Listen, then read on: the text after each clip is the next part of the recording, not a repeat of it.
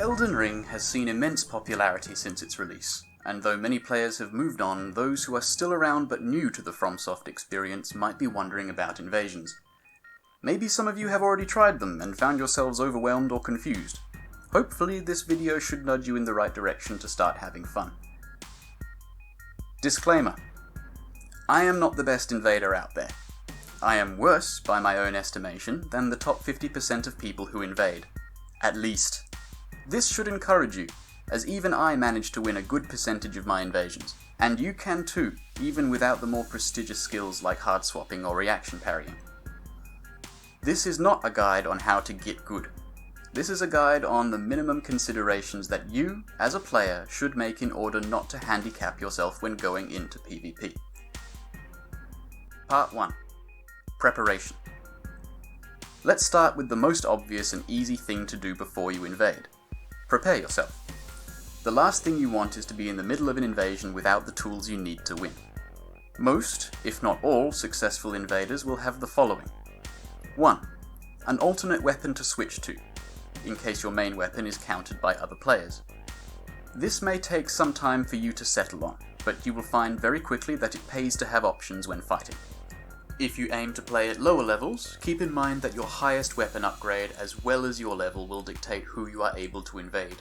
There are many videos explaining this in more detail, so I won't here.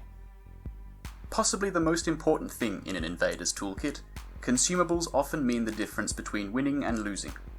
At the very least, consider stocking up on the boluses you need to cure status effects, as being unable to cure poison or rot can easily knock you out of the running to win. Consider too getting a bunch of throwing knives or pots that you can use to finish off a player on low health should they try and run. These are great for melee-centric players, as finishing your opponents before they can heal is often your best bet for snatching a victory. Albinauric pots especially prevent a player from healing while the effect is active, giving you more time to finish things.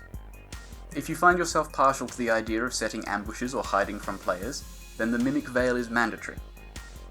It is also advisable to make sure you have at least the average healing upgrades for your level, as you will only have access to half your flasks while invading. Make them count.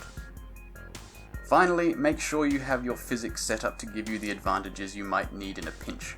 The Crimson Bubble Tier and Crimson Wall Bubble Tier are amongst the best choices for those who aren't sure. Part 2. Build. I won't go into too much detail here. There are already many guides on making a build in Elden Ring. Level Vigor. For any invasion above level 80, you'll want at least 40 Vigor. Personally, I advise 60. Attacks do a lot of damage in this game, and you'll be facing multiple people throwing damage your way all at once. You should make sure you have every talisman you might find useful. Swapping them around mid-invasion often gives you an edge you might not have had otherwise. Above level 60, you shouldn't be using the Scar or Saw Seals.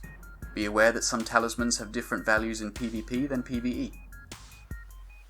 You should be able to do a lot of damage very quickly. If you're relying on whittling someone down by attrition, then you are likely going to fail. You simply have fewer resources than the host, and to turn it into a battle of resources is one that you are automatically set up to fail. Part 3. Controlling the fight.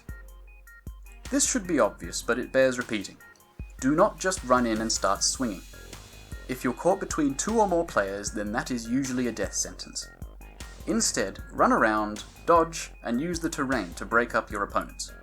Fight them one at a time if you can, and use the map and the enemies in it to even the playing field. The turn and burn is a classic move with a very simple mantra. Make them think you're running, then suddenly turn around and deal as much damage as you can before running again. Don't get greedy. If it looks bad, back off. Part 4. The better part of Valor. Patience is a virtue. If a gank squad is waiting in a room for you, then you'd be well advised to try and lure them out, or wait until they get impatient. You are under no obligation to walk into a blender. Finally, do not underestimate the utility of simply pissing off your opponents. Angry people get stupid, and stupid people are easy to fight. Part 5. Losing. You will die. A lot. Especially when first starting out, expect to get your shit pushed in over and over as you learn. Don't judge your performance by wins and losses though, they are immaterial. Instead, take notice on how you improve fight to fight, and know that you are improving, even if it doesn't feel like it. Afterward, conduct and toxicity. While not always the case, more than often enough you'll experience toxicity during invasions, either as a host, or a phantom, or an invader. Overleveled phantoms, twinks, hackers, exploiters, and every other kind of shitter thrive in invasion environments, and they are simply a fact of life. Remember that there are people on the other side of the screen, and most of them are just there to have fun. Give people the benefit of the doubt, and if you need to, take a break. There's no reason to stoop to their level. Know that there is no honor in invasions like there is in duels.